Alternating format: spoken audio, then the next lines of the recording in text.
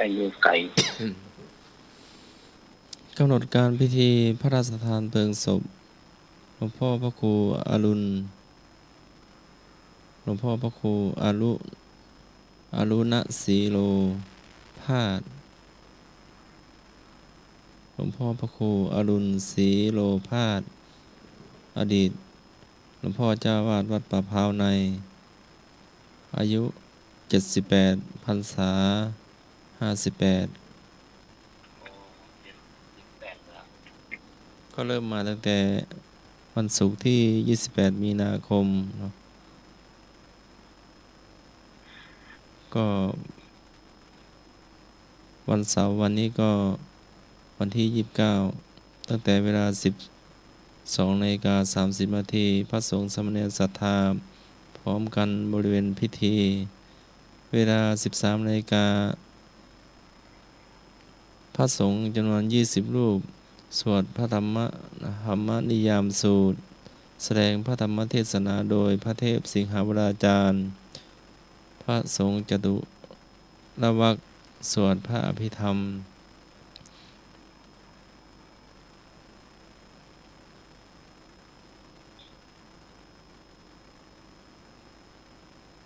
ก็วันที่28มีนาคมพระสงฆ์จำนวน4รูปแสดงพระธรรมเทศนาพิธีถวายทานปราสาทนกหัสดีลิงเวลา13:00 นพระสงฆ์จำนวน20รูปสวดพุทธมนต์ธรรมนิยามสูตรเวลา14:00 นอาราธนาสรีระสังขารขึ้นสู่ปราสาทหัสดีลิงเวลา19:30 นาทีแสดงพระธรรมเทศนาโดยพระราชมุนีพระสงฆ์จตุรวรรคสวดพระอภิธรรมวันอาทิตย์ที่30วันพรุ่งนี้เวลา9:30 นาทีพระสงฆ์ทรงสมณศักดิ์ทรงพระสงฆ์ทรงสมณศักดิ์จำนวน10รูปสวดธรรมนิยามสูตรเวลา12:30 นาทีพระสงฆ์ทรงสมณศักดิ์จำนวน40รูปสวดมาติกาเวลา13:30 นาทีพิธีอาราธนาศพและเคลื่อนปราสาทนกหัสดีลิงสู่สุสานหายาเวลา15:00 นพิธีทอดผ้าบางสกุลจำนวน60ไตรและพิธีขอขมาเวลา16:00 นพิธีพระราชทานเพลิงศพและในวันจันทร์ที่31มีนาเวลา15:00 นพิธีเก็บอัฐิทำบุญรอยอัฐิก็สามารถร่วมทำบุญได้นี่กับอดีตหลวงพ่อเจ้าวาดวัดป่าพร้าว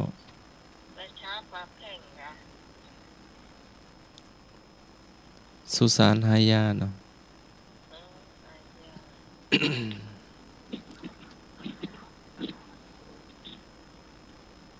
ก็ทำบุญได้เนาะ50100092234หรือว่าจะไปร่วมงานหลวงพ่อได้เนาะพวกนี้พ่ออาจารย์เจ็ดสีก็อยู่ที่วัดป่าพร้าวเนาะคงจะอยู่จนจบงานน่ะ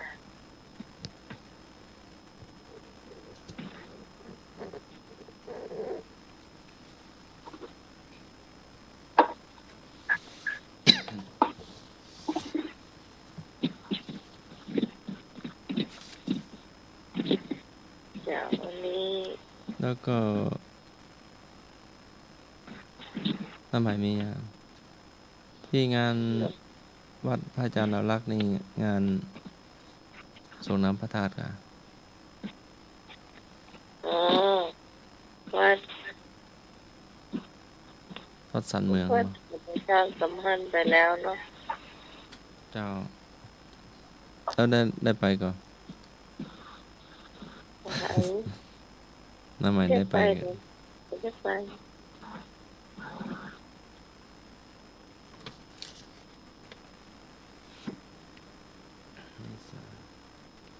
เจ้าพรุ่งนี้เมื่อแรงก็ประชุมคณะกรรมการวัดฝ่ายหินเนาะแล้วก็วันที่3 เมษายนก็บวชเรียนต่อที่โรงเรียนบาลีสาธิตเนาะเราอ่อนเรียนต่อม.1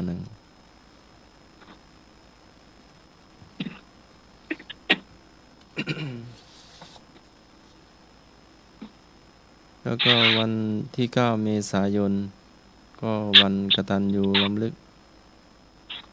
บรรพชนผู้สร้างวัดโลกโมลีเนาะและครบรอบ24 ปีแห่งการฟื้นฟูวัดโลกโมลี ก็มีพระเดชพระคุณพระธรรมเสนาบดีรองเจ้าคณะภาคเจ็ดเป็นประธานฟื้นฟูและ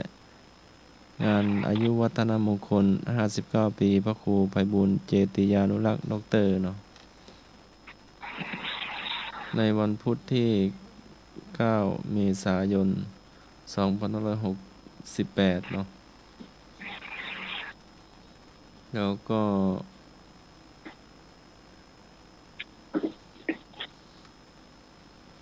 วันที่ 4 บ่ายโมงเนาะประชุมประเพณีเตียวขึ้นดอยไหว้สาพระบรมธาตุดอยสุเทพเนาะ วันที่ 4 บ่ายโมง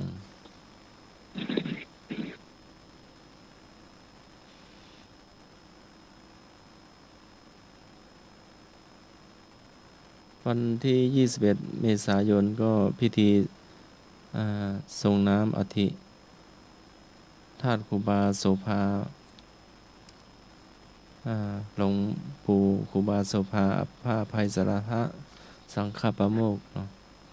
วัดไฟหินก็จัดถวาย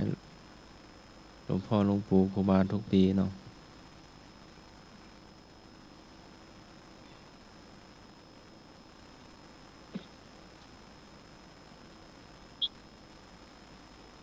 เอาเท่าที่ตามสมควรเนาะครับ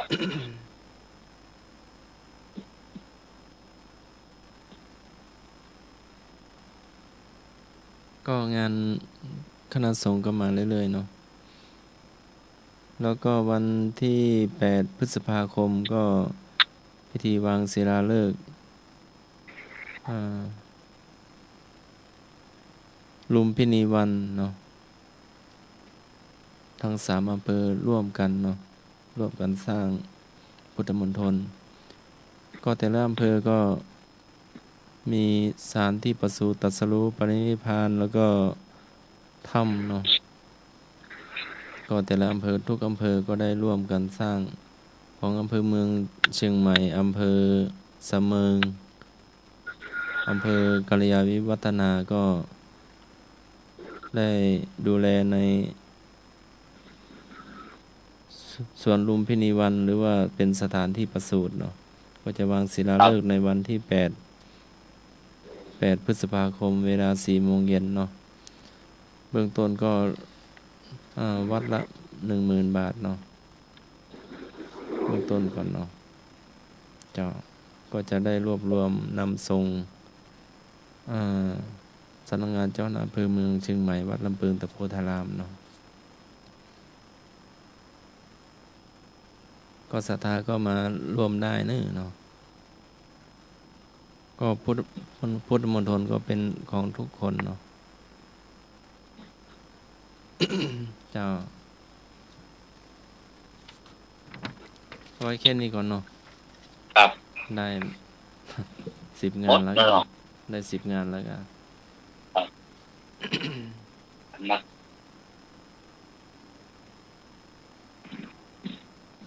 ส่งองค์เจ้าไม่ได้อยู่ในยังอ่ะไปที่หนึ่ง ก็วัดท่าสอวัดพระหินก็วันที่ 9 มิถุนายนเนาะก็พรุ่งนี้ก็จะรวบประชุมคณะกรรมการวัดตัวเนาะ อ๋อ วัดบ้านโรงเรียนมหาวิทยาลัยเนาะ ครับ จ้า จบเนาะ คำถามพุทธประวัติ คุณธรรมใดของนางมัลลิกาเทวีที่ควรถือเอาเป็นแบบอย่าง กความกตัญญูกตเวที ขอความขยัน คอความละอาย งอความอดทน คุณธรรมใดของนางมัลลิกาเทวีที่ควรถือเอาเป็นแบบอย่าง กความกตัญญูกตเวที ขอความขยัน คอความละอาย งอความอดทน เจอเลยครับ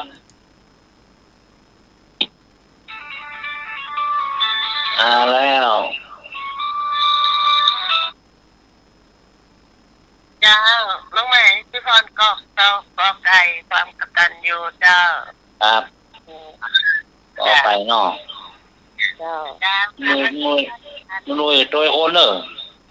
พระราชินีผู้อำนวยการสถานีคลื่นดอย4.50 เมกะเฮิรตซ์เจ้ากราบภาษาพระกรุงไปฎิกาสมัครยานสิโรเจ้า เจริญพรแม่พร เจ้าสวัสดีน้องใหม่เจ้าสวัสดีเจ้าสวัสดีลุงใหม่เจ้า ครับผมเสพาพรครับ สวัสดีสมาใครเชื่อทุกท่านนะเจ้าที่ทอนตอบกอไก่นะเจ้า โกหกเนาะเอาตัวเนอร์ตัวต้นบ้านนะ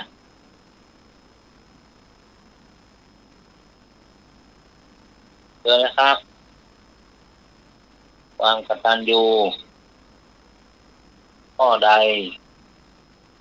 ข้อใกล้ถึงงองู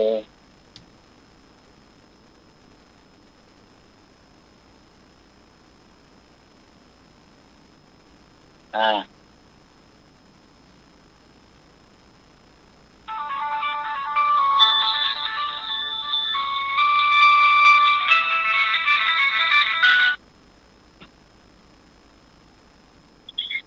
ลโหลนี่เธอต้องพึ่งกอไก่เล่นน้องไหม ครับต่อไปเนาะ พี่พรก็กอไก่เหมือน ต่อ กัน ไปกอไก่โกหก2 ท่าน 3 ท่านครับอาจารย์ป่าบงต้นเปาสันทรายหลวงเอาข้อได้ครับ ความกตัญญูจ้ะไอ้นึกพี่กรไม่ได้มีเวลาไปหาเด้อเป็นอย่างพ่องเมา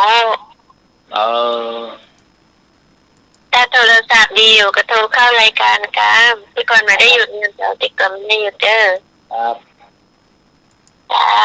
แม่ก็โทรเข้าในรายการนั่นเด้อเด้อ ครับนี่สองติด3 ติดแล้วนะ เรียนไอ้หนุ่ย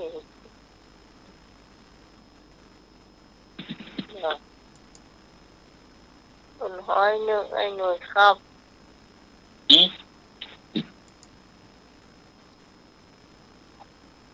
คนห้อยหนึ่งไอ้หนุ่ยครับ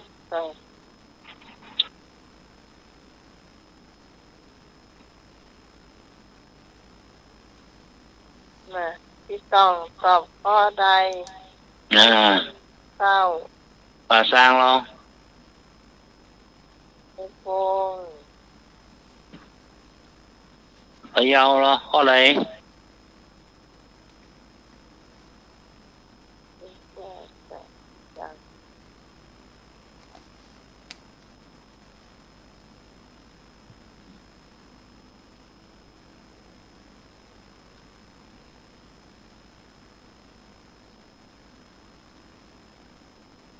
เฉลย เฉล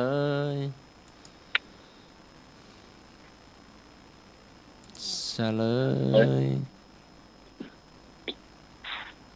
คุณธรรมใดของนางมัลลิกาเทวีที่ควรถือเอาเป็นแบบอย่าง ความกตัญญูกตเวทีกอไก่ ถูกต้องกันอยู่หูคนเนาะหูคน เพิ่นช่วยเหลือเอาส่วนเลี้ยงดูเอามา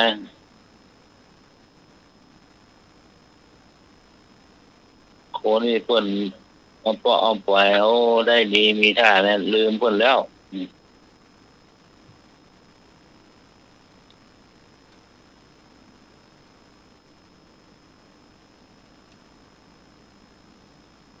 ครับผม ข้อต่อไป ไฟในอย่านำออกไฟนอกจะนำเข้าเจ้าจงให้แก่คนที่ควรให้จงอย่าให้แก่คนที่ไม่ให้จงให้แก่บุคคลที่ให้และไม่ให้ พึงนั่งให้เป็นสุข พึงบริโภคให้เป็นสุข พึงหลับให้เป็นสุข พึงบำเรอไฟ พึงนอบน้อมเทวดาภายใน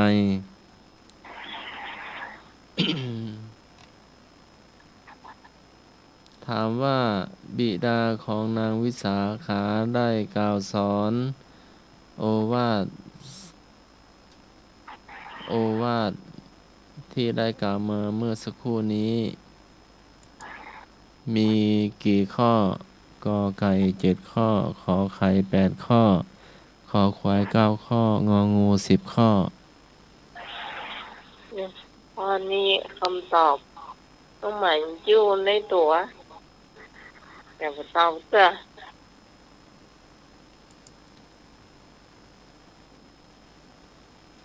เชิญครับ เยอะเลย0654736338หน่วยเอากอไก่นะ7 ข้อ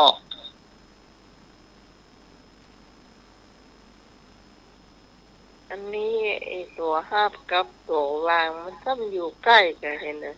เออ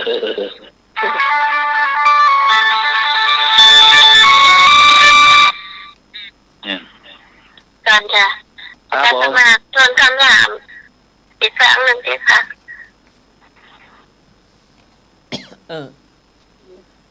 ไฟในอย่านำออก ไฟในอย่านำออก ไฟนอกอย่านำเข้า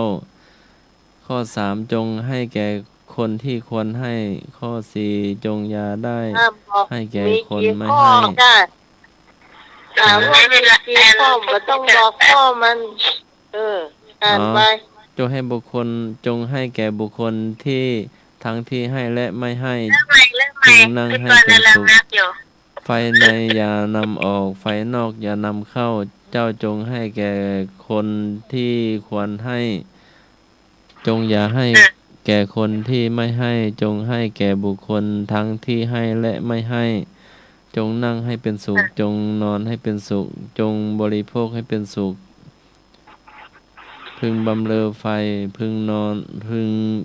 อบน้อมเทวดาภายใน ถามว่าท่านบิดาสอนนางวิสาขาที่ได้กล่าวมานี้มีกี่ข้อกอไก่7 ข้อ 7 ข้อ ขอไข่8 ข้อ 8 ข้อ ขอควาย9 ข้ององู10 ข้อ ข้อตอนแล้วก็ขอใครจาก8 ข้อจ้ะ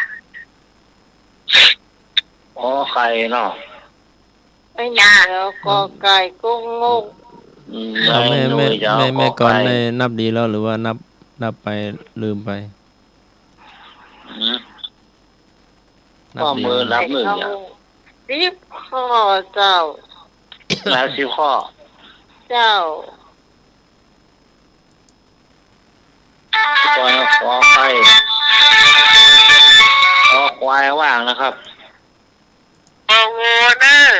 10 ข้อเจ้า อ๋องู10 ข้อเนาะ น่ะ บัญญัติ10 ประการ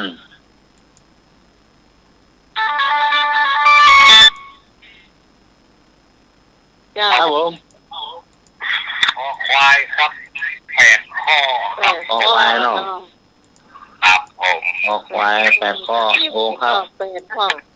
ไม่ได้ตอบต่อกอไก่ไอ้หนุ่ยขอไข่พี่กรขอควายไอ้ฟงน้อง งู ตอบ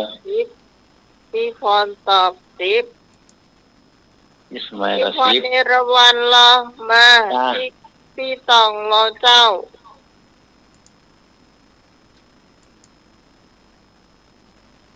มาเลยเจ้า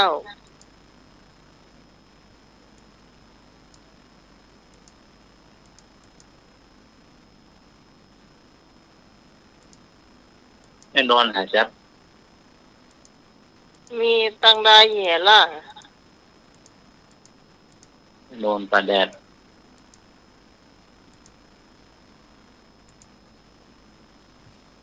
นี่มาเล่าเที่ยวเนอะบุญนะ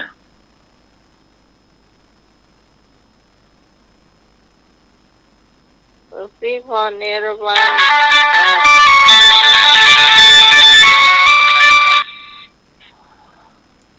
ขอ10นะ ครับผม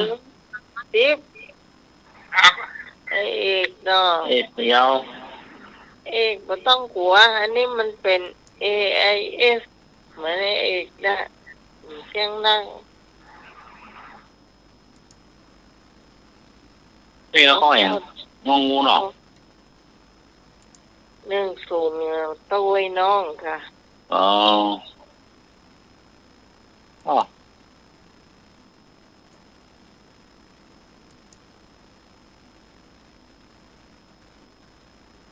เดี๋ยวนี้เต็มทุกข้อแล้วนะพอใครถึงงองูนะ ก็ไก่ก็ไก่วะก็ไก่ถูกต้อง ตัวเตื้อ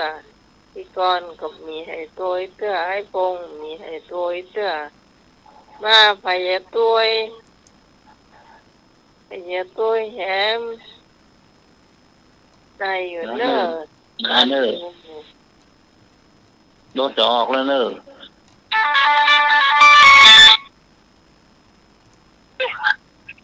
ฮัลโหลเจ้า นี่เขาเมาเนอะ มาตัวไอ้หนุ่ยกะมาตัวไอ้หนุ่ย เขาเมา เจ้า โอ้พี่พรนี่เชื่อเลยทีวีก็ดูวิทยุก็ฟังว่ะ ส่วนภาษาทแยกได้นี่นะแกฟังเลย อืม เอานี่ถ้าได้ดูก็ดูถ้าได้ฟังก็ฟังจะรับก็มี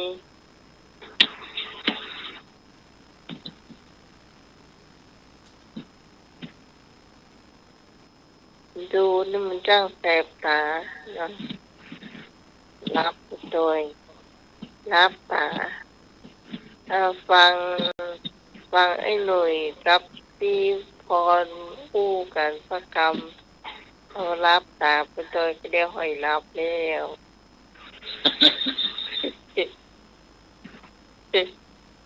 แต่จะหน้าข้อไหนครับรับแล้วก็ รับแต่คืนตื่นเนี่ยตื่นมา2 รอบไปเขายังโทรไปเตือนอ่ะ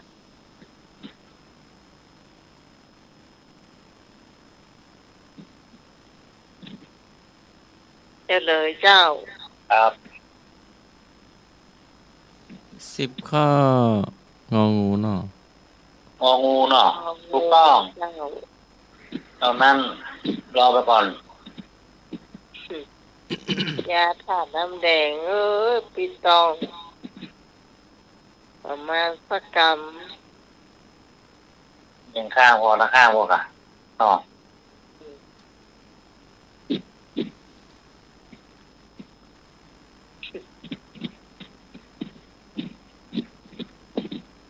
ที่เขาการบอกหมายเลขโทรศัพท์เป็นว่าน้องเขาโทรมากดเปิด ไหนอ่ะ ดูจ้ะ ครับ ก็เลยต้องผ่านโทรศัพท์มาตีถึง ก็ยังออกอากาศไปอยู่หน่อยหนึ่ง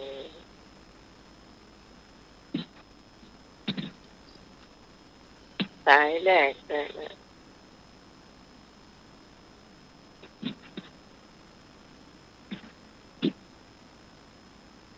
จะเลยแล้วล่ะ เจ้า อ๋อ เจอครับ งองูอ่ะเฉลยก็รู้ ข้อต่อไปป่ะ ครับ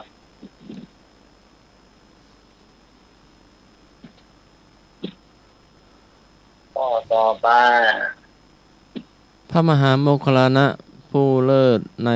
ทางมีฤทธิ์พระมหากัสสปะเป็นผู้เลิศในทางถือธุดงค์พระอุบาลีเป็นผู้เลิศในทางทรงพระวินัย พระนางมหาประชาบดีเป็นผู้เลิศในทางรู้รัตตัญญูพระนางเขมา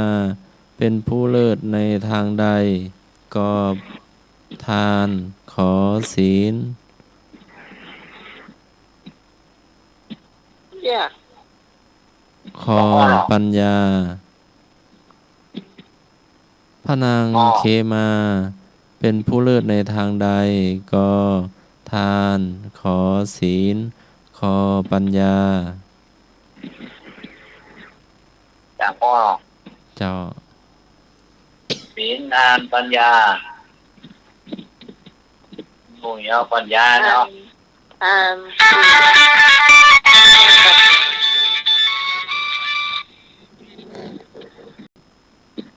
เจ้า เอาข้อของใครกันแล้วกันครับผม ศีลเนาะ อ่า เอ้คงเจ้า ตรงข้อขอใครเนาะ เจ้า ตรงขอใคร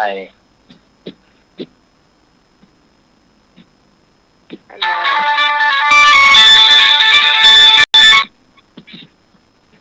ก็นักข้อขอบใจจ้ะปัญญาจ้ะ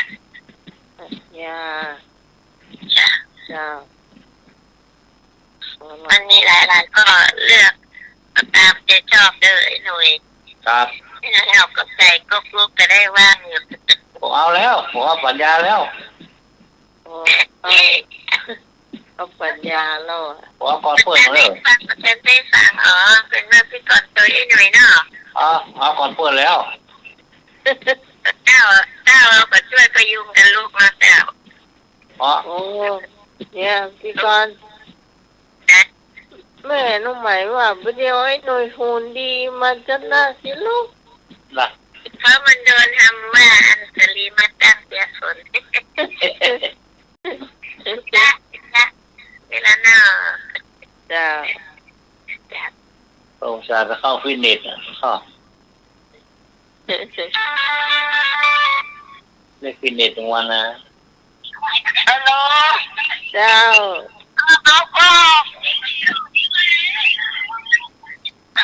ก็ไหนเจ้า เอาก็ปัญญาค่ะ อ๋อปัญญาเนาะครับ ปัญญามีไอ้หน่วยพี่กรณ์แล้วก็พี่พรเอราวัณ ครับ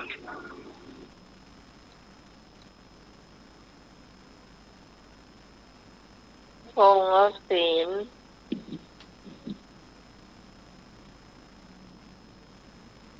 พี่พรหรอพรข้อไหนพร พี่พร รับแล้วอ่ะ มาเตอร์ยังมาเตอร์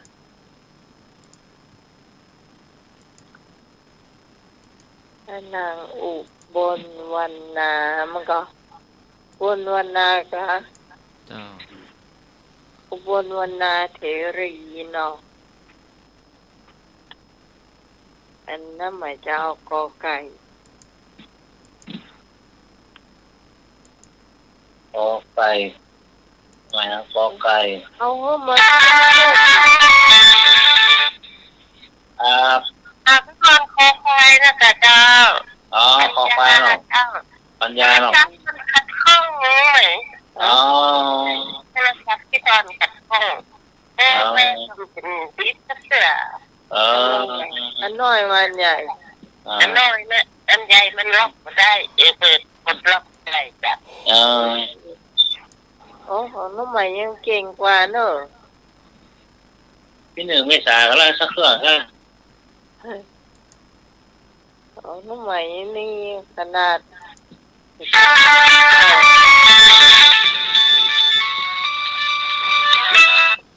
ครับผม หญิงสมาธิปัญญา อ๋อไอ้พงไอ้เอกเอาปัญญาเนาะ ปัญญาเนอะ ครับ เจียงมาเจียวจะลงไหน มันมีข้อทานอย่างทานแล้วก็ศีลปัญญาเจ้า ทานศีลปัญญาดอก เจ้าเนาะข้อปัญญา เนาะ เนาะข้อทานเจ้าง านคู่สามข้อนี่งานหมดละ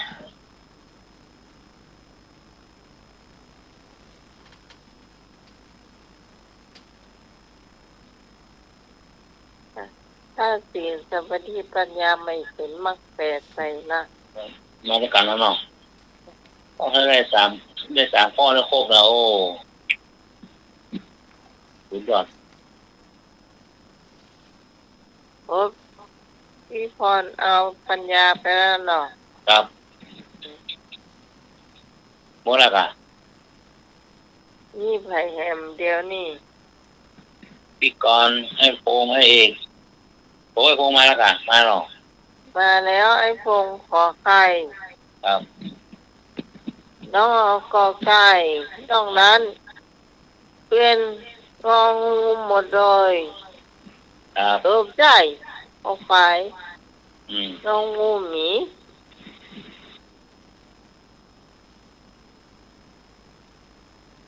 ปัญญาขอควายแล้วงงหมีเนาะ คอ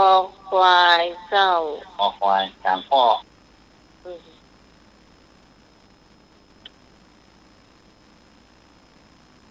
หมดแล้วเนาะ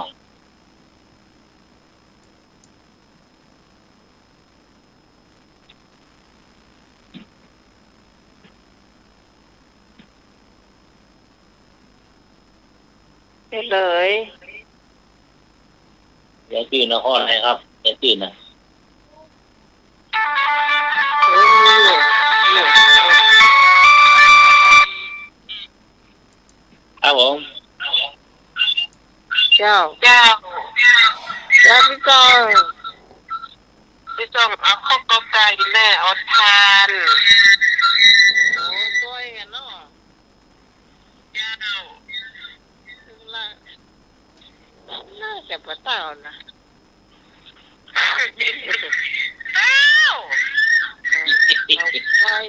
ไปกับไปเตอร์เอามั่นใจเอาคนนี้ บักเจ้ามันบัก อ้าวเบาวิทยุเนอะ นั่นบักเจ้ามันเติมของว่าได้ คือว่ามันจะหลับ โตทีบเท่ามีหันก็ยิงมากอะถ้ามาเต่านี่โลสามแว่นนะมันตุ่มเต่าเนาะโลสามแว่นเนี่ยเราอ่อนขีนะ นั่นเริ่มบักเจ้าเลยต่างเงี้ยละจ้ะ เออ กูโง่ดูเหมือนเจ้า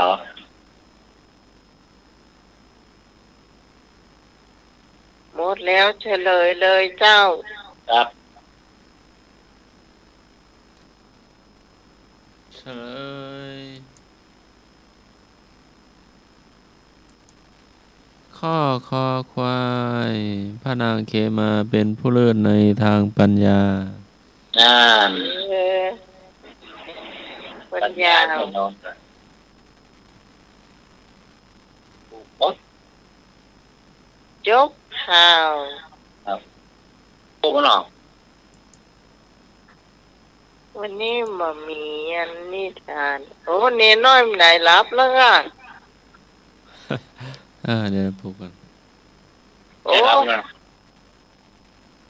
ถ้าเป็นไรก็ว่าไปก่อนเดี๋ยวไปปลุกก่อน ครับ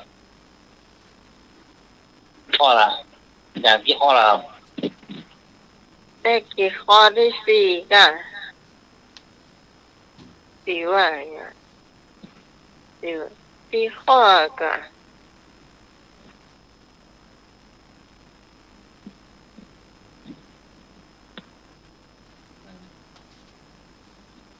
สู้พี่พรเอราวัณมาได้ดูทีวีก็เคยฟังวิทยุเลย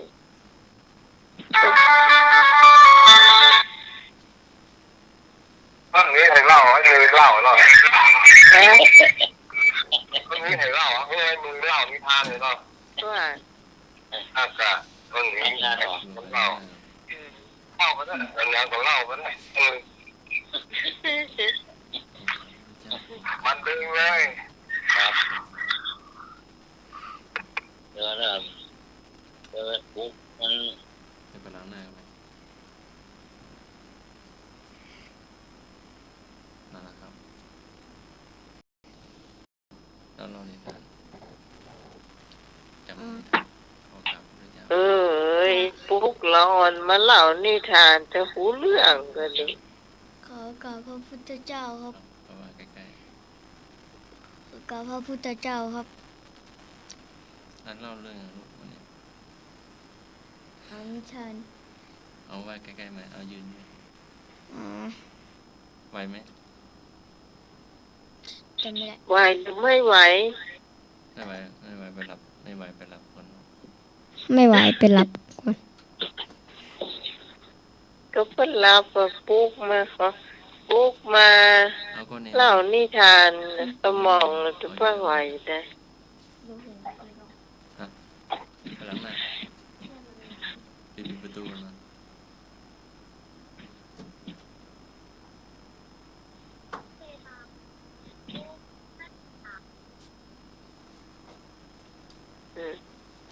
แม่พี่พรมาทำกับข้าวเลย ครับ 4:53ล่ะอยากมาเป็นไปหาพี่พรเลย คุก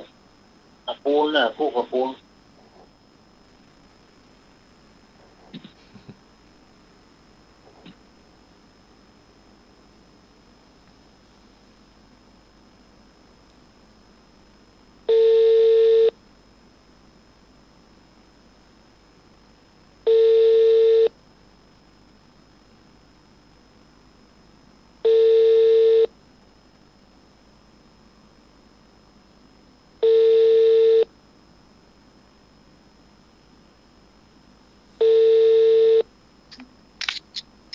จ้ากระภาษาจ้า เจ้า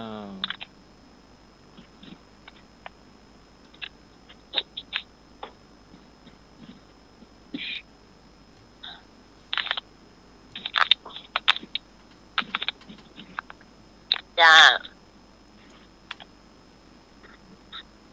วันนี้พี่พรจะทำอย่างกิน โยวันนี้อาหารหนึ่งพวกเคหารหนึ่งเจ้า อันนี้ไก่เมืองมันมีตัวหนึ่งเจ้า อืม ถ้าใจกินหมูน่ะมันค่อยลำอ่ะเป็นว่าพวกแคนต้องเอาใจไก่เจ้า ไก่ก็ใจเป็นไก่เมืองนี่เนาะเจ้า วิธีทำนะเจ้าเราก็ได้ไก่มาหนึ่งตัวเราก็มาล้างสะอาดเจ้าล้างมันสะอาดเรามาเอาหัวมันละเอาเท้ามันละเราก็โก๊กออกนะเจ้าล้างสะอาดแล้วก็เราก็ผ่าตัดไอ้โก๊กอัน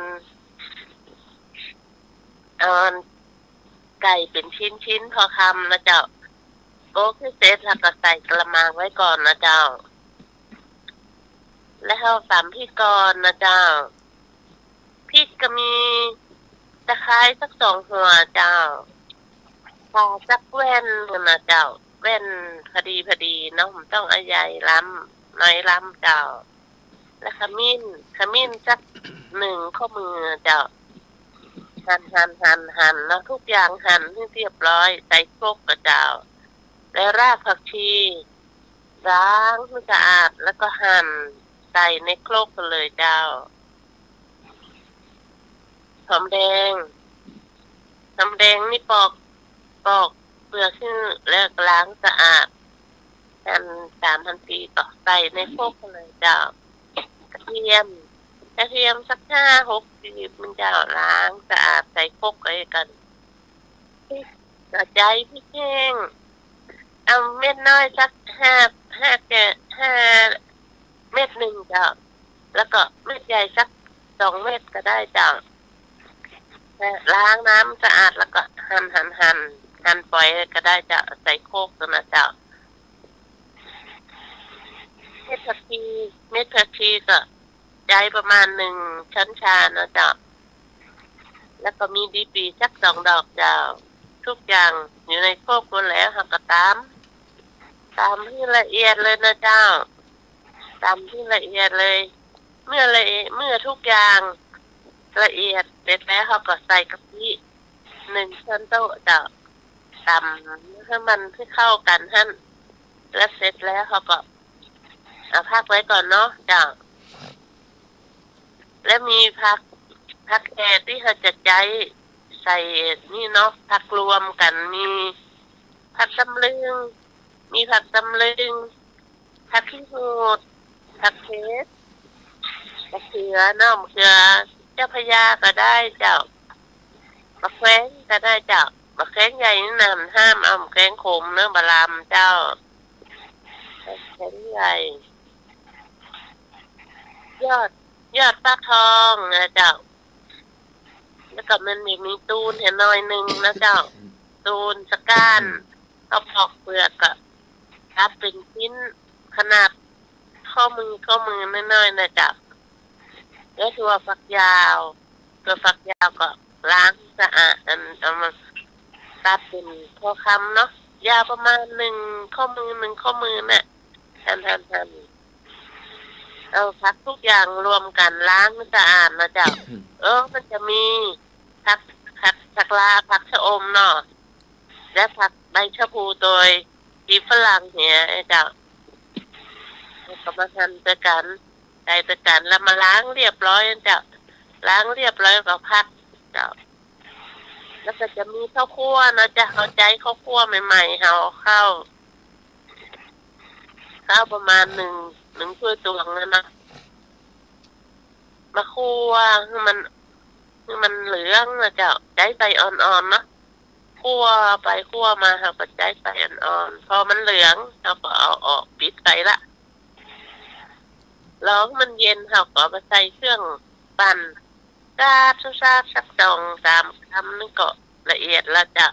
แล้วก็ใส่ถ้วยทิ้งละไว้ก่อนจ้ะวิธีทำกระเทียมเราก็ทุบเลยนะทุบแล้วสับละเอียดนะจ๊ะ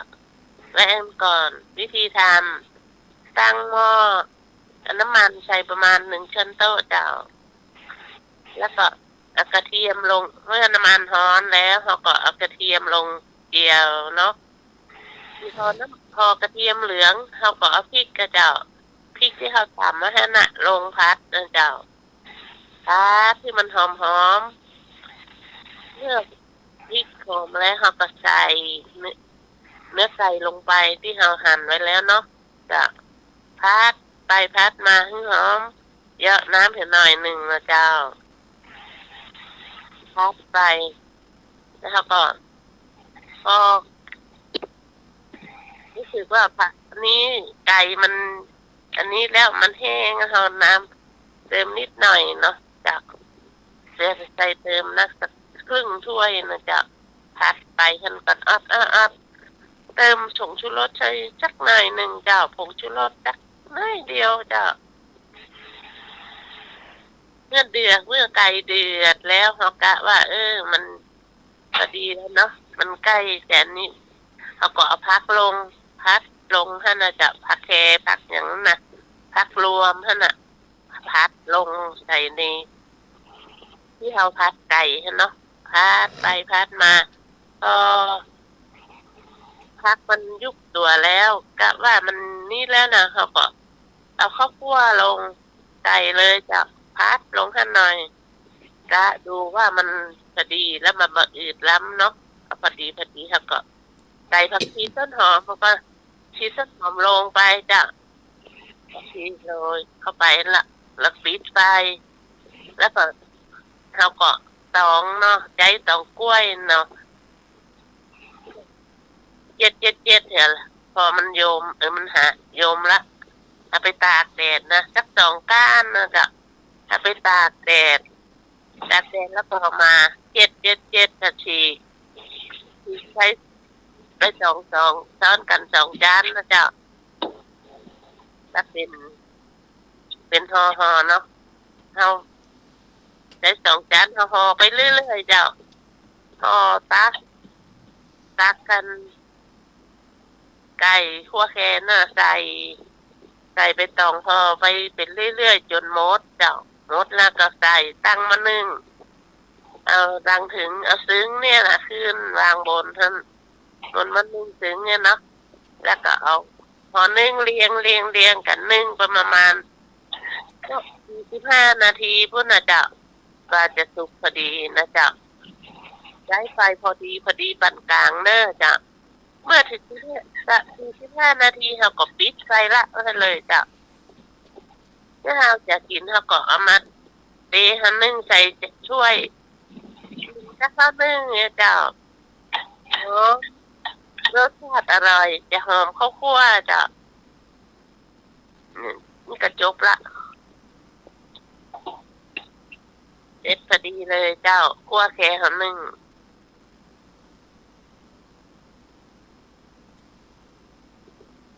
ลุงนุ้ยมีอย่างแหมอาหารเจมีอย่างแหมเจ้า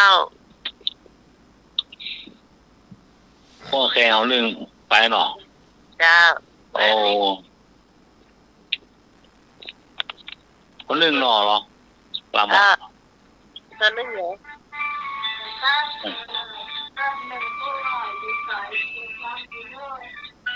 ลืมใส่พริกแดงตรงไหน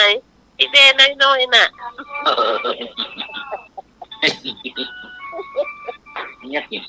ไม่กินเมื่อคืนมันได้ปิดไฟล่ะ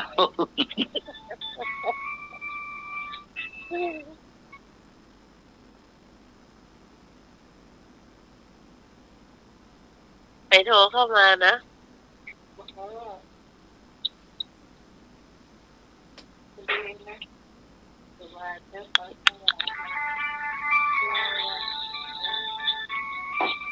เราแชร์นึ่งแชร์จบแล้วครับ เจ้า ครับเป็นลายย้อยเลยครับเดี๋ยวพี่แจ้ด่ะ เจอพี่แจ้นะถ้าใส่นะใส่เคยนั่นแหละ อยากกินเมื่อคืนมันเปิดไฟงูอยาก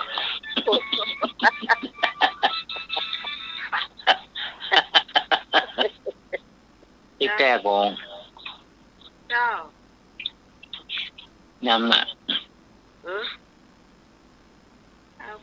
ว่า อากาศใส่จิ้มหมูแกเรียกว่าไปพ่อจิ้มหมูย่องเสือยังเก่า ใส่จีนกล้ามา เป็นพอเรื่องของแม่น้องนะพี่พร จะ จะใส่เพิ่นมาใส่น้ำนะไปใส่กะทิ เป็นหน่อยเดียวเป็นหน่อยเดียวอันนั้น สักวันหนึ่งเดี๋ยวแม่ทำโซ่ให้กินรับรองติด ที่ใส่ไม่ใส่หน่อยเดียวเนาะมาคุกกี้กันหน่อยเพื่อแล้วเอาพักลงให้มันนี่โยมลงไปให้เนี่ยพักจนน้ำมันแห้งแล้วก็ใส่ข้าวคั่วจะไปลืมพี่เต้น้อยๆเนอะใส่ตัว แม่น้องจะไปย่ำแบบนั้นก็เป็นคั่วครับคั่วอย่างจุดสุกเรียบร้อยแล้วก็ข้าวคั่วอย่างผสมเรียบร้อยแต่ก็ไม่ใส่นักเลยเสร็จเรียบร้อยแล้วบอกเราจะใกล้จะโปดอ่ะจะเอากะทิใส่ใส่ไป พี่พรจะพอมันเมืองแค่ มันจะมีความมันแล้วก็ลำ ยายจื่นชอบทำมากับข้าวใส่กะทิเนาะ เพราะมันจะบ่เหมือนของคนอื่น อันนี้ท่านพระครูที่เพิ่นมรณภาพไปแล้ว จ้ะ มันสั่งไว้เลยนะถ้าแม่ทำเนี่ยเอามาส่งให้กรรมเลย จ้ะแล้วพี่พรของมากินแบบเมืองมาใส่กะทินะจ้ะยังเก่งฟักพี่พรก็มาใส่กะทิเก่งเมืองจ้ะ กะทิใส่กะทิ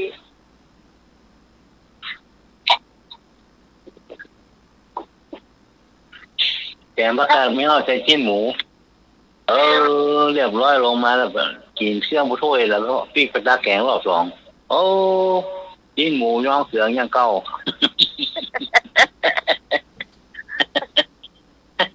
อย่างเมื่อก่อนนะข้าวแกงอันยายเพิ่นแกงเนี่ยนั่งนะแล้วมันมีไฟนะสมัยก่อนนะไฟมันมีเพิ่นใจให้ไปตักแกงแล้วกินไปแล้วแกงในถ้วยหมดใจไปตักแกงมันดังไฟมันมีอ่ะเอาปากไปตักแกงในหม้อขลกบอกว่ามันมีแล้วแกงมันมีแล้วแล้วเข้าไปบดแล้วแกงมีละไอ้หรอกต้องพูกมาแกงอยู่เปิดเกิงหม้อน่ะโดนเดือดจ้ะไฟมันไม่มีอ่ะมันมืดแต่เมื่อคืนน่ะจ้ะ นี่ละตามโกมมาก่อนนะเนาะ จ้ะแล้วก็เอาโคมไปเตยเห็นเนอะ อยู่ง่ายอ่ะ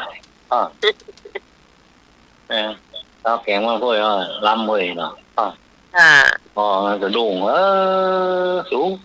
ที่หมูและชายกรรม ละมันเขียน ตัว นะ นักเนี่ยตัวนักนะผักกาดแมวไอ้หนูเป็นจะแกงใส่ไก่ใส่ชิ้นควายมันเนี่ย ถ้าสมมติว่าครับแกงออมไก่แล้วนะการแกงออมมันเหลือ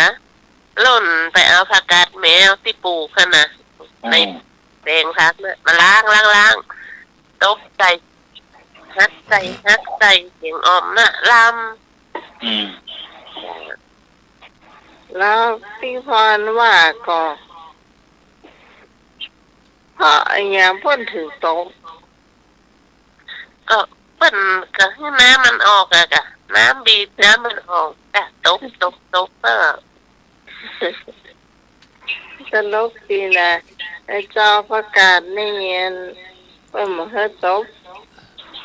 ที่ตบเลยเอาผิดก้านน่ะกะมันลำเหรอ แล้วก่อนพอแกงนี่โต๊ะ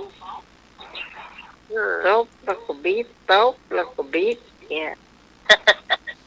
ตอนเช้าลูกบ่าวมานะแม่เนี่ยลาบต้องลาบเองนะห้ามซื้อนะซื้อมันบัดลำนะแม่เหรอ ก็จะเอาตอนสั่งว่า มันเกิดเหมือนอันนี้ก็ว่าซื่อๆเหมือนตู้ตะวันว่าเนาะมันต้องฝีมือยายให้ยายบอกว่าก็ให้ยากต้องซื้อของเพื่อนมาลำอยู่อ่ะ มันลำแต่กะเขาปั่นเอาแล้วจะขับเจ้า มันกลัวมันอาจจะบะตึงเนาะ ใช่ เอานี่พุทธโธ พี่ก็ว่าโอ้มันเป็นยังพุทธอันนี้หอมแดงนี่อภรนำมาให้ถ้าหัวจัดใจต้องขี้คานแกะละหั่นแล้วทอดด้วยกันเวลาเอาผสมลาบก็เอาหอมแดงเนี่ยผสมเข้าไปตัวหอมแดงทอดมันหอมมากับแล้วสูตรลุงสีต้นพึ่งนั่นนะสุดยอดเปิ้นบอกเพื่อนพี่พรมดใช่อย่างมาได้นะตะใดนะบอกพี่มด มันดูที่น้ำพริกมากกว่า ถ้าน้ำพริกกับลำมันต้องมันลำได้นะ เจ้า ดูที่น้ำพริกเริ่มต้นหัวดีอันนี้อู้กับพี่นาเจสีเนาะเริ่มต้นปุ๊บเนี่ยคือจะเขาต้มเครื่องใน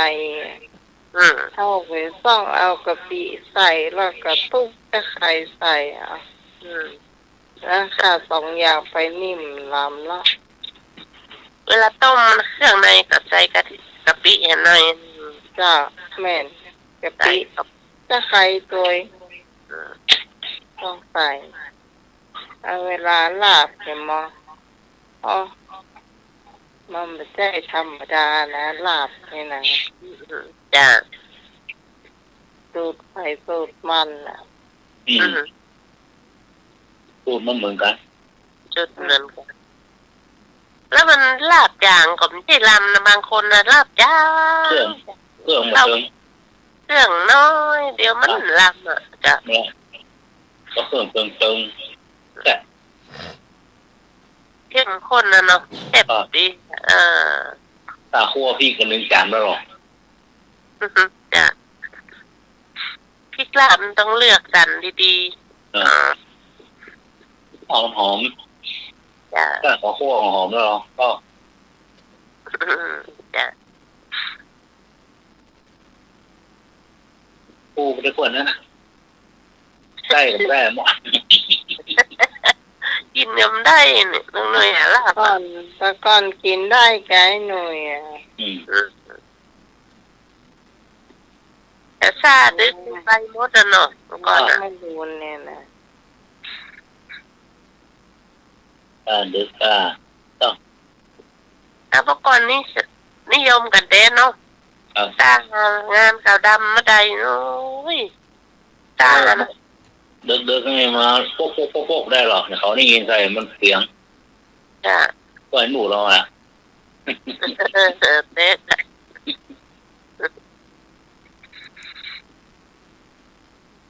รถปุ๊กปักไงเขาได้ยินใส่ไปเขามาแล้วหรอก จ้ะ แค่นอนไถ่เป็นลูกเลย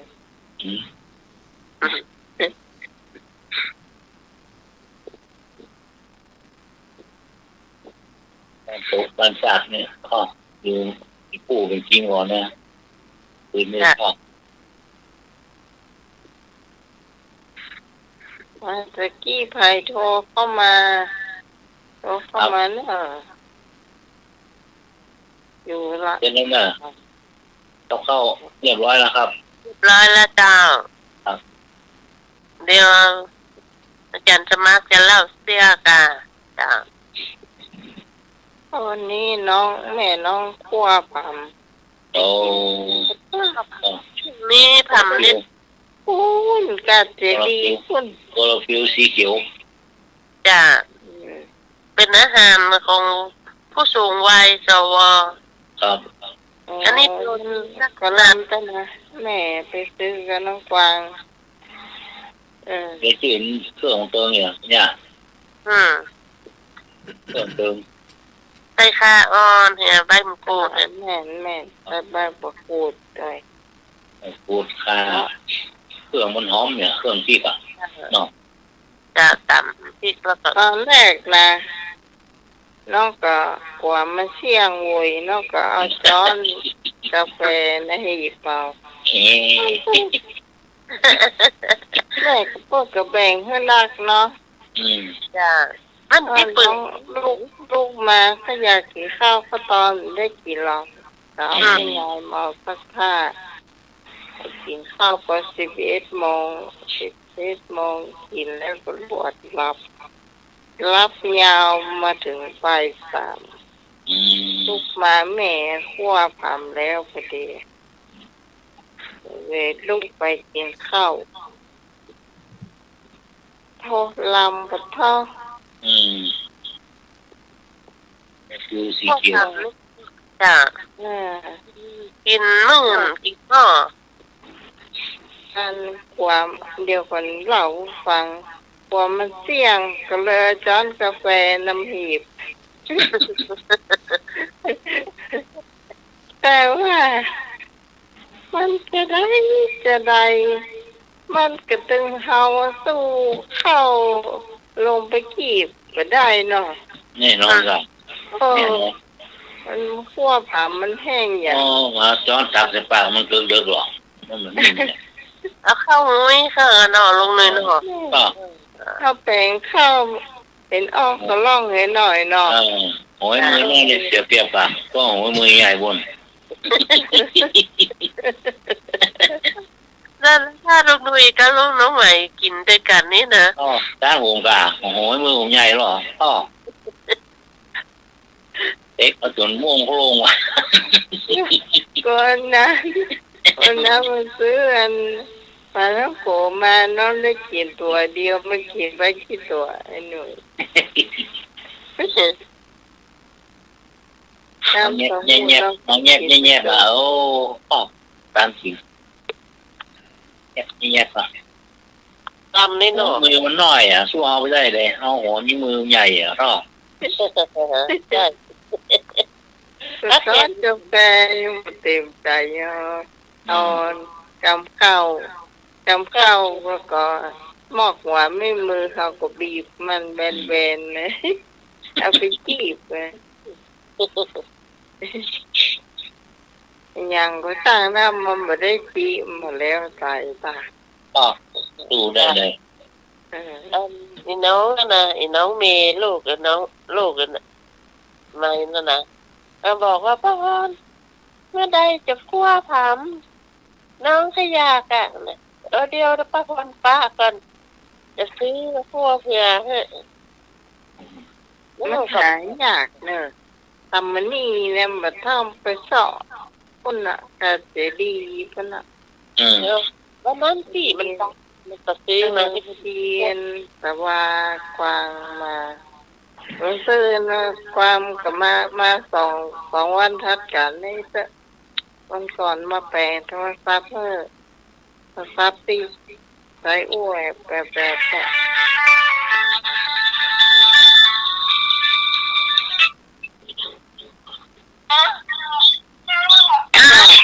้องไหม เจ้า น้องไหมเขากินข้าวอังไปบ้านกินข้าวนี่กินข้าวเต้ ถ้าแม่บอกวิธี เจ้า นู่ คน นหนึ่งเจ้า ต่อ หนึ่งก็มีข้าวเจ้าก็มีเจ้า กินไม่กดแต่เบาหวานเพราะติดแต่ความดันสูง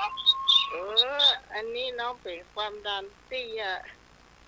แล้วก็น้องใหม่กินเพชรก็ อืมเพชรก็บอกให้เพชรอะไรมองให้บุตรีนะเจ้าเพชรอยู่ถ้าลาบมีเพชรกะ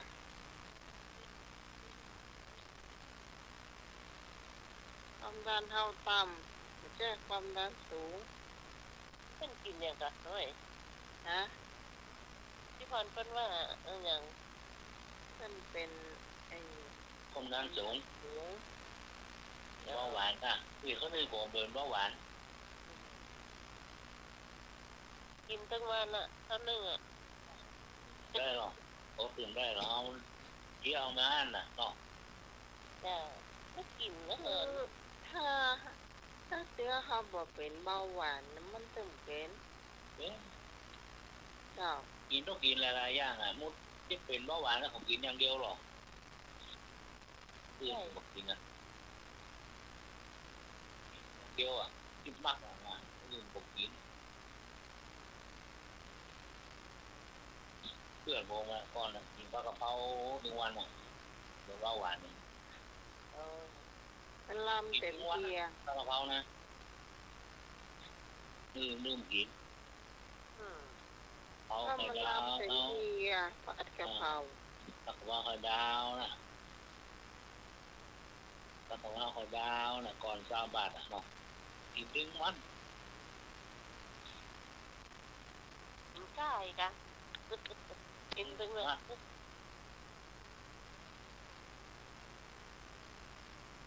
นักของที่กี่โมโลเนาะ จ้า แบบโกงมันเรื่องอ่ะไม่ใช่ต้องพ่อเมืองมีสถาน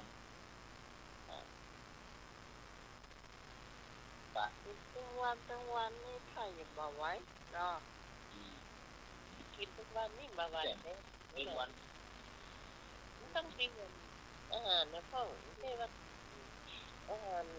เดิม คนกินนั่นนะแต่ละมีคนกินเนี่ยชิ้นปิ้งทอดชิ้นปิ้งเข้าเนี่ย มันไม่ ไอ้เจ้ลูกอู้รู้จินพี่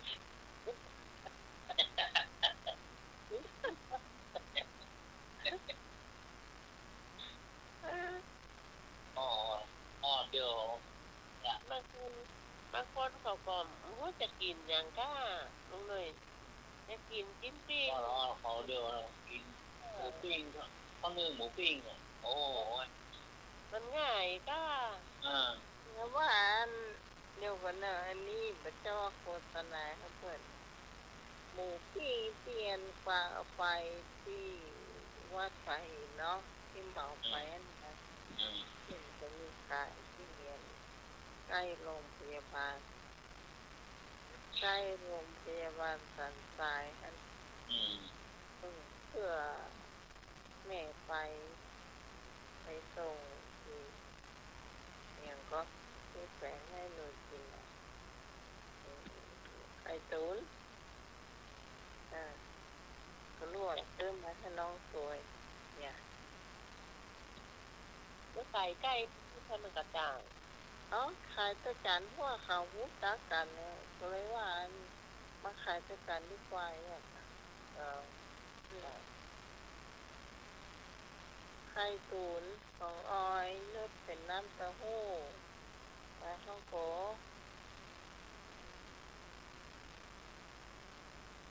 ก็ปลาต้องโกอันตัวใหญ่ๆอย่าง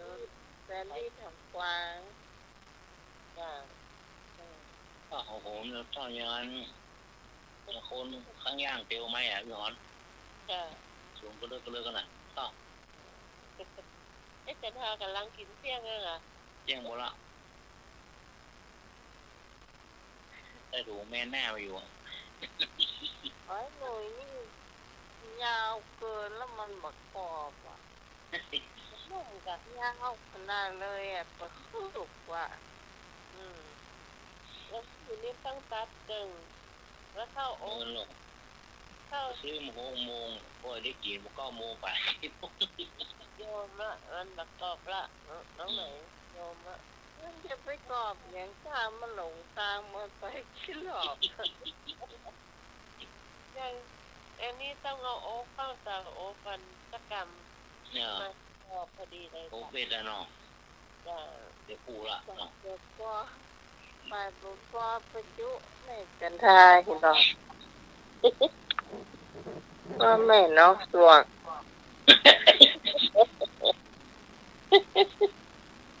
จืดเลยค่ะโดนลุงหนุ่ยขายอ่ะขาย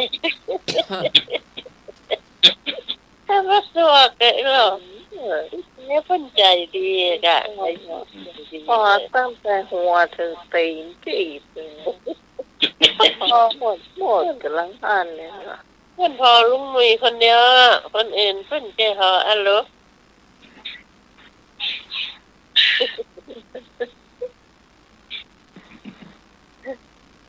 ไอ้สิ่ง ไม่ใช่ไม่ใช่ทางว่าอุปกรณ์อันคนเข้าไปแม่จันทากระเจ้าแม่ประกอบเจ้ามันก็เข้ามากราบใจดียงนอนไม่หนุจุ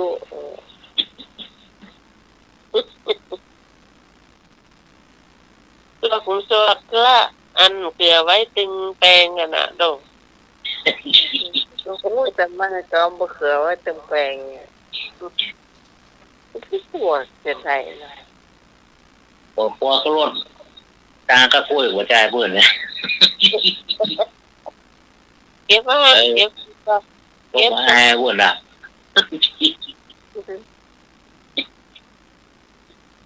อยากสมัครนี้ลานน่ะ ฮะ มาปลังอาจารย์สมัครหมดล่ะ ยัง โอ้ยอยู่ในตู้เย็นอยู่กะ ก็ไว้ใน ตู้ ติเนี่ย แต่ว่าที่มันตุกพ่องคอลัมน์รุ่นแรกอาจารย์สมัครแต่มันผ่านยากหน่อยเนอะ มันกินทั้งลูกหรือว่ากินแต่เนื้อมัน สมัยผ่าเกิง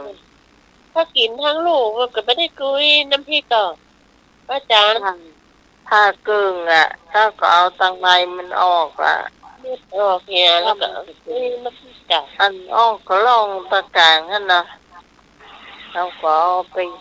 อุ้ยกันน้ำพริกก่อน อันนั้นน้ำพริกไม่เน่าเนาะ ไม่เน่าน้ำพริก เลยเคยตู้เย็นหรือยังล่ะ ก็ตากไว้ในห้องนะ แต่ตู้เย็นกับบัตรใจก็เป็นอย่างน้ำพริกอะอย่าง เอ๊ะมันเน่าเป็นยัง ฉันน่ะเพราะว่าเพิ่น ยากสุกแล้วหรอ เกี่ยวแล้วเกี่ยวแล้วแล้วไหนจะมีนี่ลูกมีในห้องนี่แม่น้องเอามาเฮือมสามปุ๊กพดทกตามพวกแต่ว่าแผ่นดินไหวกำลังสั่งพาบะพางกินอยู่ เลยอยู่ใกล้นึงไปขี่ขึ้นต้นมะพร้าวในชื่น ก็คือสีได้หน่อยอ่ะขนาดขึ้นนะจีแก่นนะพี่จอยลงมาพี่กรณ์จะขึ้นเองอยู่อ่ะตอนยงไม่ได้ขวาน ขึ้นบันไดขั้นที่3ได้กันแต่อะ โอ้ไม่ได้แล้วแข้งขามันแข็งหมดละ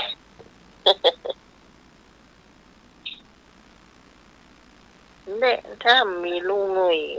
ถ้ามีพี่กรณ์น่ะอาจารย์สามารถก็ไม่ได้กินแล้วก็ไม่ได้ฝากแกงเพื่อสกรรมวันนั้นจะได้เถอะไว้วันใหม่ก่อนเนาะถ้าเมาแกงให้ลาบ ออก เนาะ มาที่จะมาใหม่ เมาแกงให้เอาลาบเอาเนาะ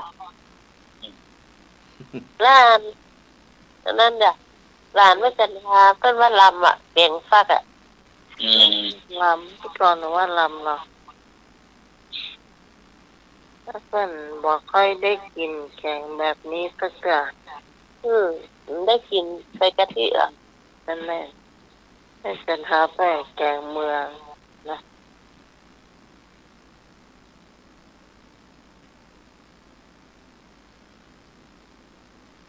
มันต้องใส่กะทิมันถึงจะอร่อย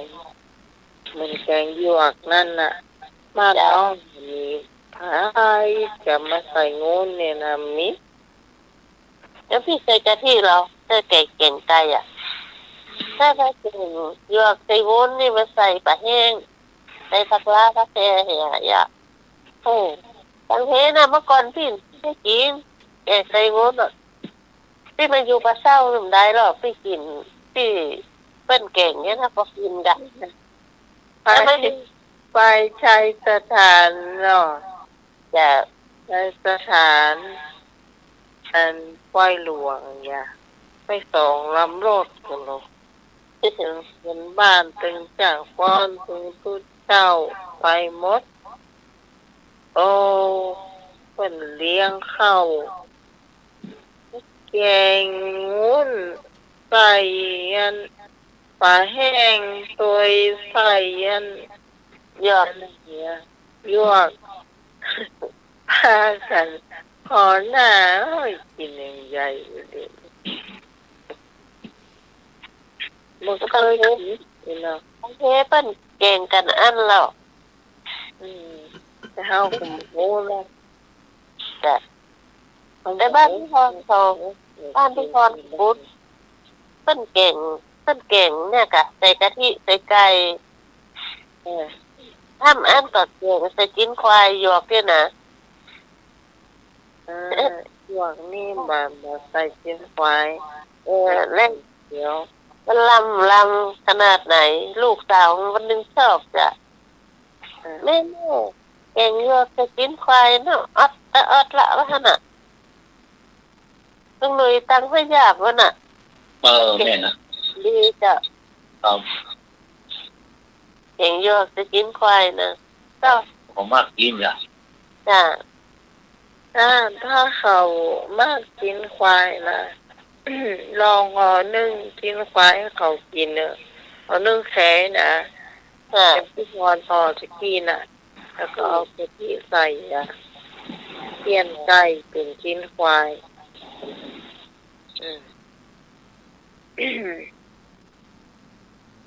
เอาขอจะมากกว่าบ้านน้องนี่มีใบแต่เสือแม่น้องจะเอาใบแต่เสือห้อง เป็นตาเสือมี อืม ก็ลำนะ แล้วก็ ตาเสือก็ใส่แค่โคอันทำนึ่งไก่แต่จะไก่ก้นมันจะ จ้ะ อันนี่เครื่องเรื่องตึงเนาะ จะ แห้งๆหน่อยอ๋อ บอกเงินเอง เอาครัว บอกเงินใบแต่เสือก็มากินที่หอหนึ่งมันก็ล มันรำล่ะ เป็นตาเสือแล้วก็ ที่เขาก็ไม่ได้กินนั่นหรอกเขาไปกินใบแต่เสือที่มันอยู่ในหอหนึ่งก็ลำนะ จะ คนได้กินหน่วยมันได้ซ้ำดีอ่ะ โอ้ ตอน เป็น หน่วยมันนะลำเลยต้นกั้นใจกินได้ดีก่ะ เป็นยาสมุนไพรอ่ะ ครับ ได้ยินซึ่งท้องว่าอยู่คือมึง ไปเอาบ้านเปิ้นนะไปหาโน่นตาเสือผู้สูงบิดใส่ถุงเสีย ชอบพูดชอบตีมาตีน้อยนะ นั่งไปหน้าสื่อสู่เราอะ ซองแก้นนั่นนะเพราะอ๋อสุกเตี้ยเนาะ เรียนเตี้ยอ่ะ วิจัยลงเตียวอะ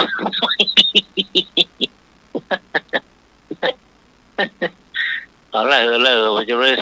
จะได้ไปชิกโจกหมดเตียวล่างเดือคืนน่ะ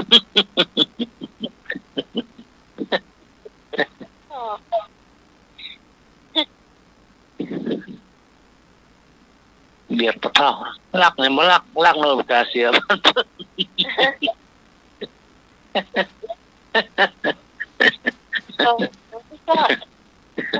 ดังไปหลายดมเลย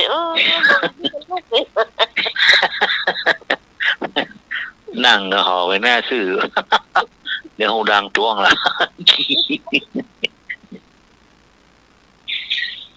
เบียดปะเท่าเงาละถ้าเปลือกเตยเพราะว่าเป็นโอ้ยมันเป็นโน่นตาเสีย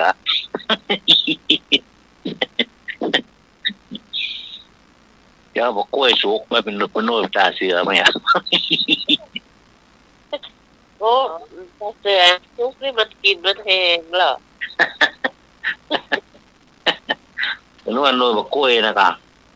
เดี๋ยวได้ตรงเสี้ยวเสี้ย กล้วยทุกล้ำนะน้ำตะกาบเหมือนกันเนาะแต่มันสู้กันแต่มาได้นะ กินไม่แห้งอย่างโน่นตาเสือ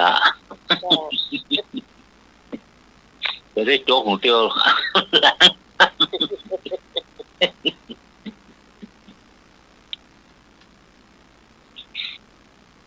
สมัยเคยกินก็น้อยตาเสือทุกอ่ะ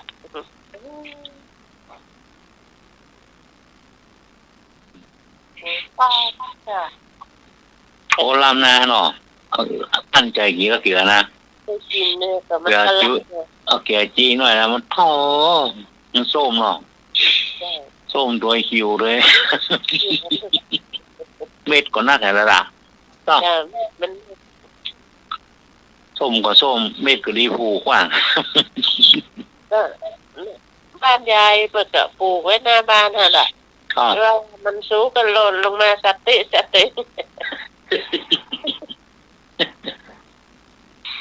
เพื่อนเอาไปล้างแล้วก็ดองเหี่ยลุงหน่อย ครับนี่ก็เพื่อนเป็นนี่ดีเลยนะก็ขายข้าวเลยเนาะ จ้ะเป็น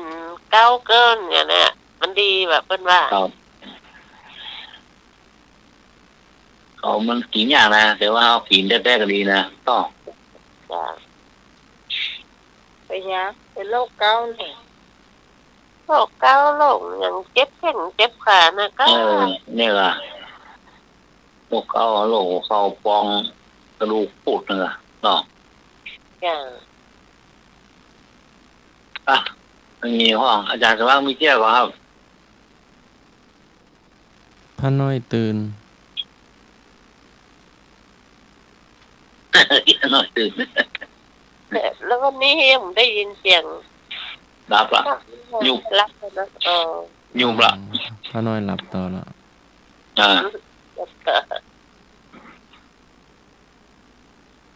เดี๋ยว รจนาเรียกเงาะพ่ออย่าง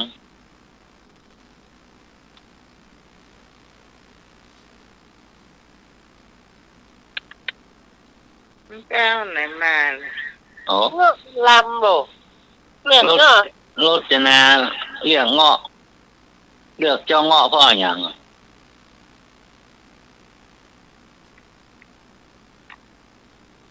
เอ๊ะ รจนาเรียกเจ้าเงาะพ่ออย่าง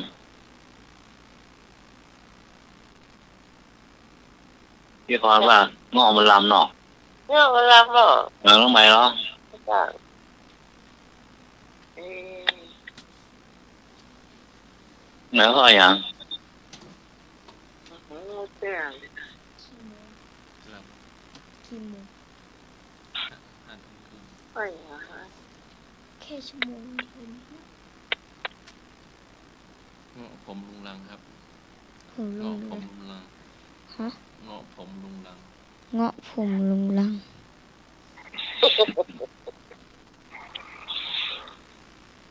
ฮะ เงาะตัวด รจนาเรียก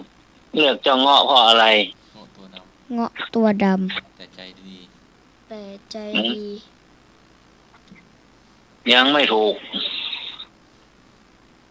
พี่พรว่ามันลำก็ยังไม่ถูกทำไมเหรอ เงาะทาขี้หม้อ ลักทางขี้หม้อ เงาะทาขี้หม้อ เหมาะทางขี้หม้อของพระจันทร์พู งอ ด ยังไม่ใช่ งอเงาะตื่นควายตื่นสาย เงาะตื่นสาย ยังไม่ใช่เฉลยบอ รถจะ แล้ว นา ก็งอเป็นสีแดง นะ งอเป็นสีแดง มาถูกเฉลยบอ โอ เล่า จะ เนาะ โอจะเงาะ ยังไม่ถูกเล่าเนาะ ก็มีมีมีมีขนรอบตัว รจนาเรียกเจ้าเงาะเพราะทุเรียนมันแพง โอ้ เงาะมันลำมาลูกกินเลยจ้ะ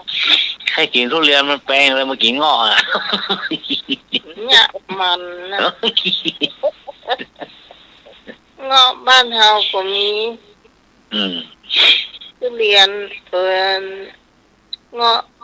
โรงเรียนตามแต่ โรงเรียนอ่ะ การแต่มาต้อง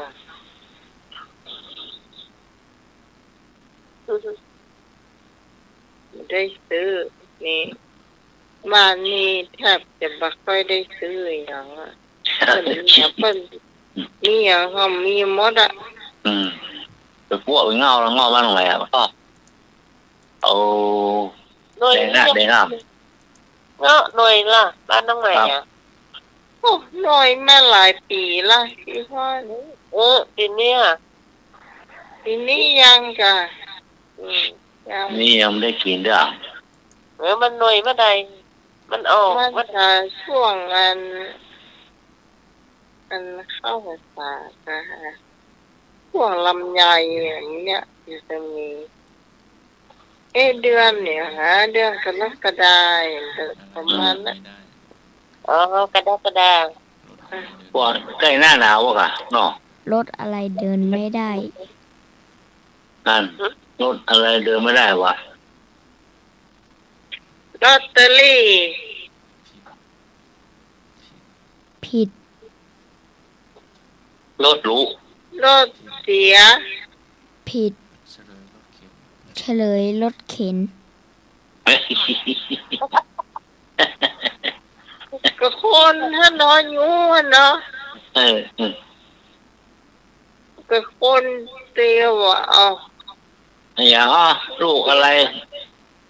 เนรคุณไปแล้วไม่กลับมา หาพ่อหาแม่ ลูกอะไร เน้นตอบเลย มาม่า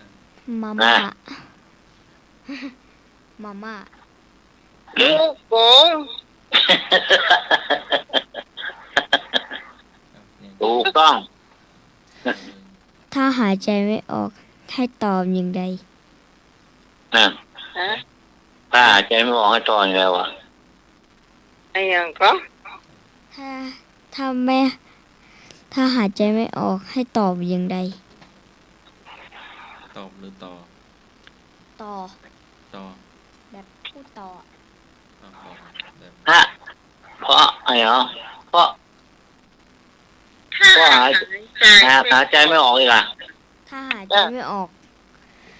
จะจะตอบอย่างไร ต่อหรือตอบ ตอบอะ ตอบกัน ใช่ จะตอบอย่างไร ถ้าหายใจไม่ออก จะตอบยังไง ตอบหรือต่อ ตอบ บอกก่อน ต่อ ใช่ ต่อ โนตายว่ะ ก็หายใจเข้า อืม หายใจเข้าไง อืม หายใจไม่ออกก็หายใจเข้า เออ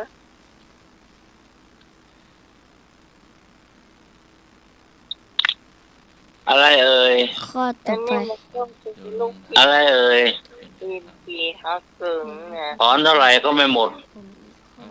ตอบ เงินก็ไม่ใช่ เงินไม่ใช่ ทำไมนะ ทำไมอ่ะ ทำไม ถามใหม่ หืม ถามใหม่ อะไรเอ่ยเงินก็ไม่ใช่ ถอนเท่าไหร่ก็ไม่หมด ทั้งปีทั้งเดือน มันมาจากไหน ลอตเตอรี่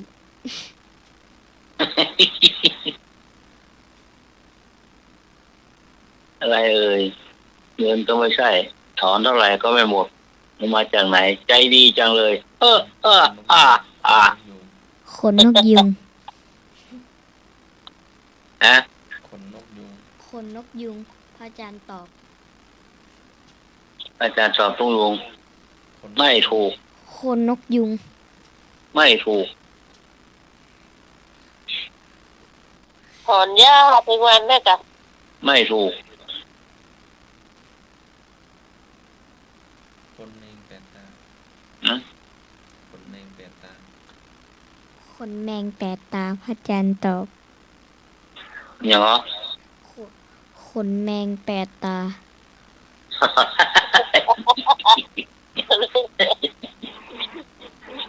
เข้าเงินที่ไหนวะ นะมี น้องหมายว่าอย่าง ตาโอ้โห ตอบเฉลยถอนเท่าไหร่ก็ไม่หมด หัวงอก โอ้โหพี่โอ้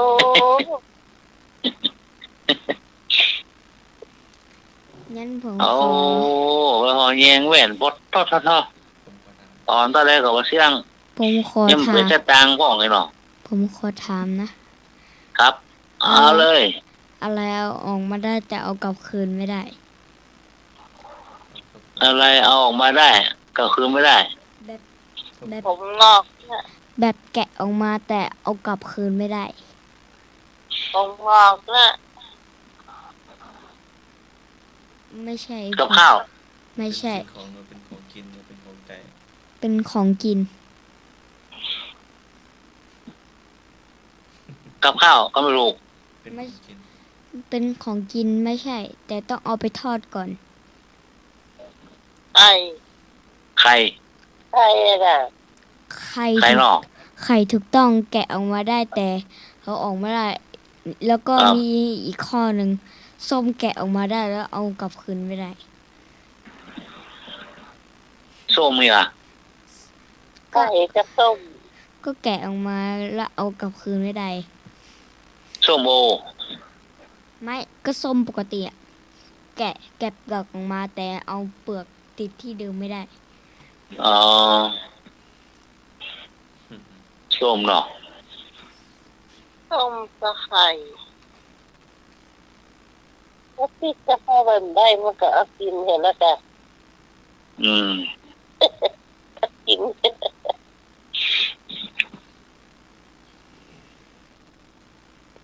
อีกขอข้อต่อไปนะ ครับ มาเลย อีกาอะไรซักผ้าไม่ได้ นะ ว่าดัง อีกาอะไรซักผ้าไม่ได้ อีกา กาอะไรซักผ้าไม่ได้ล่ะ ใช่ ไก่ซักผ้าไม่ได้ ตอบออกมาก่อนสิ การนกยุง ไม่ใช่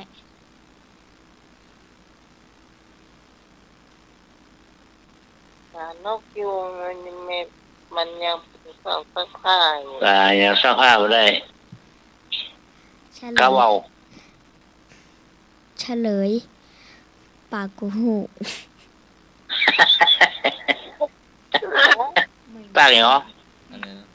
ปากกูหู มาใกล้ๆกันนะ ปากกูหู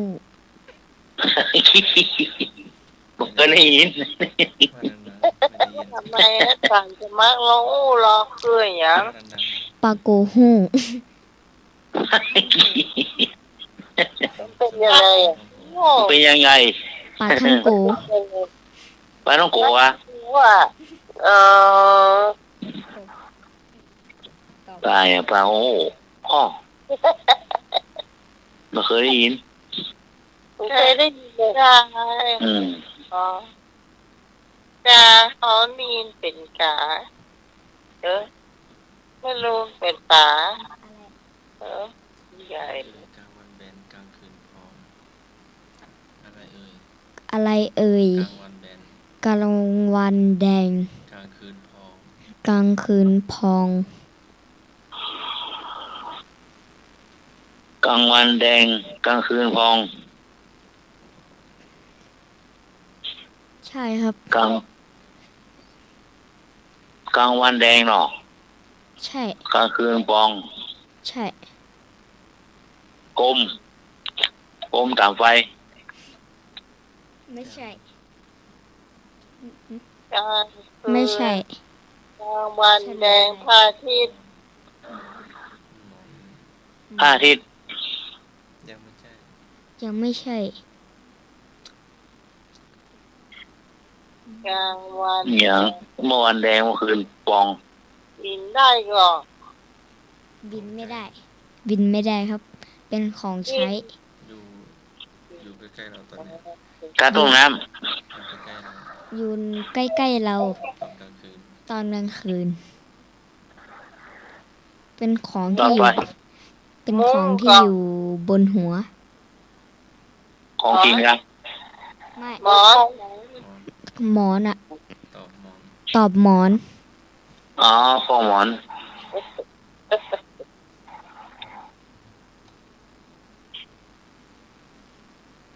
ปลาอะไร เสื้ออะไรอย่างเสื้ออะไรไม่มีแขน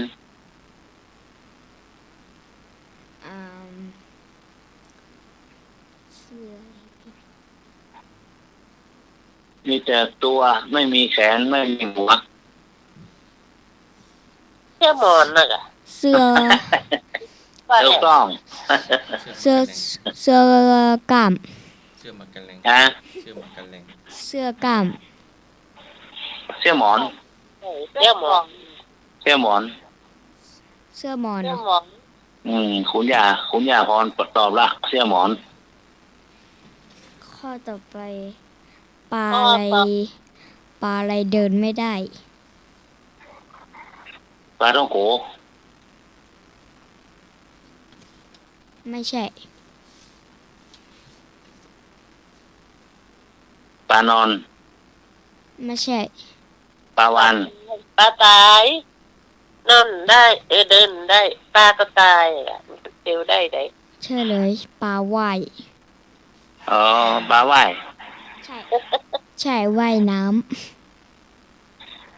อะไรเอ่ยปลาอะไรขี้เกียจ ำปลาตาย ปลาวาน ปลาวานนะขี้เกียจ ว่ามันคนอื่นไป มันที่เกียดอ่ะ วานนั้นเป็นน้อยเขาวานนั้นมากำอ่ะวานนี่มากำอ่ะอย่าเนาะ เออ ปลาวาน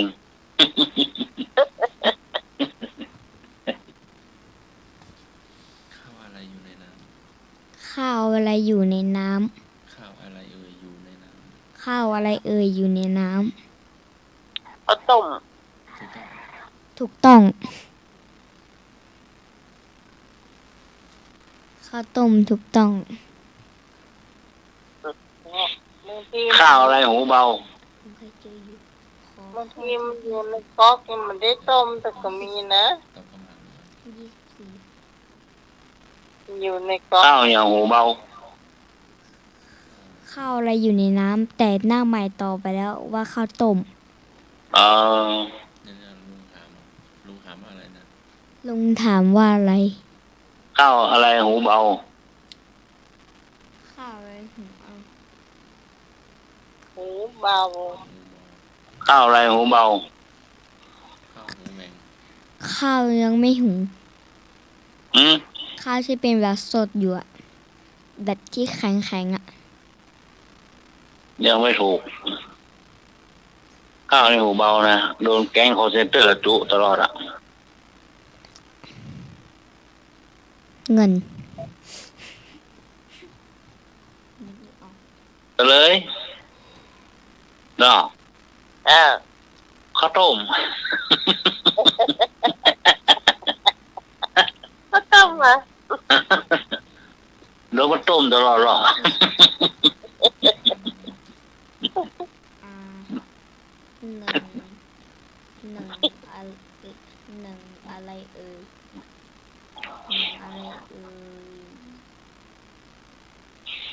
ดูแล้วไม่รู้เรื่อง ดูยังไม่รู้เรื่องครับ ดูแล้วไม่รู้เรื่อง ฮะ หลังอะไรเอ่ยดูแล้วไม่รู้เรื่อง หนังอะไรเอ่ย หนังอะไรเอ่ย ดูแล้วไม่รู้เรื่อง ดูแล้วไม่รู้เรื่อง หนังอะไรเอ่ยดูไม่รู้เรื่อง ใช่ครับ โอ้า หนังวุ่นวายหนัง หนังอะไรเอ่ยดูไม่รู้เรื่อง เฉลยหนังสือ เฉลยหนังสือ เพราะไม่ได้ เพราะไม่ได้อ่าน จะรู้เรื่องได้ไง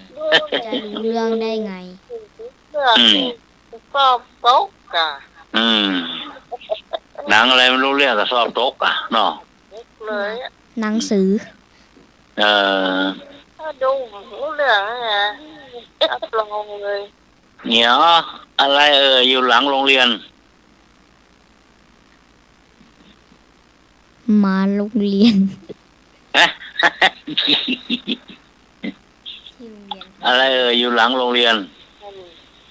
น้องหนูสิ อ่านถูกต้อง หนูโอ้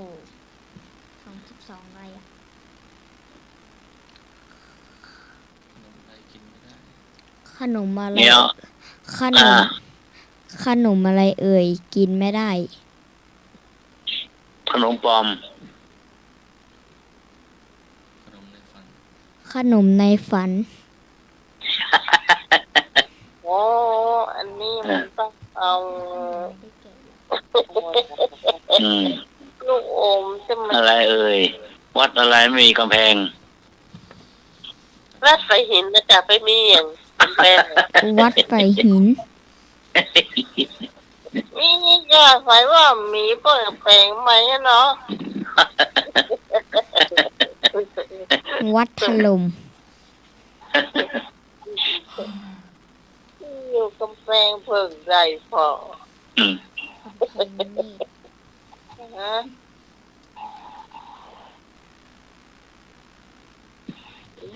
นี่กำแพงวัดไฟวัดเดินก็มีกำแพงหมดแล้วก็หันวัดไฟนะไปมาไปตาปีเฮ้ยว่าหนูจะเปิดไปก็ตึงมาลักก็ยังกว่า อะไรเอ่ย อะไรเอ่ยปิดเปิดได้ แต่ไม่สามารถดับได้ อะไรเอ่ยปิดเปิดได้ ไม่สามารถดับได้ล่ะ ใช่ ประตู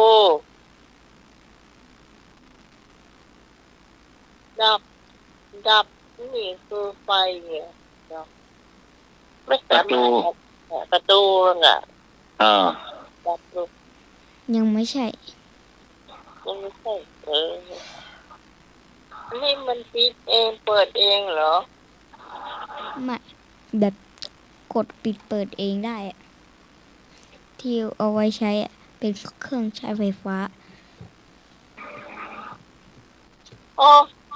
ไอ้มาขนจากสมัครมองค่ะ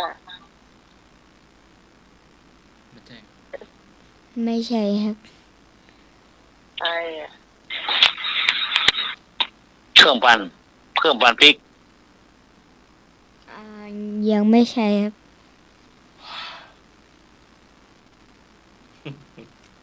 เดี๋ยวไอ้อย่างปิดเปิดได้ เอาละอ่ะ เปิดเสียฟัง เฉลยซิป ฮะ เฉลยซิป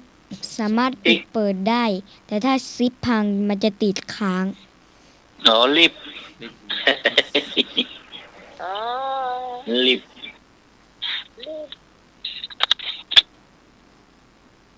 รีบขึ้นลงนี่เนาะ อ่า จะขึ้นลงเนาะสมัครต่ำเป็นหูเนาะ มากลับบ้านหรอจะเต่งคืนแล้ว เต็มคือแล้วโทรศัพท์ผมอยู่ในพัดยังมันจะรู้เวลา อ๋อก็สมัคร นิมนต์จากสมาครับที่บ้านเนาะ เจ้าสมัครคนเจ้า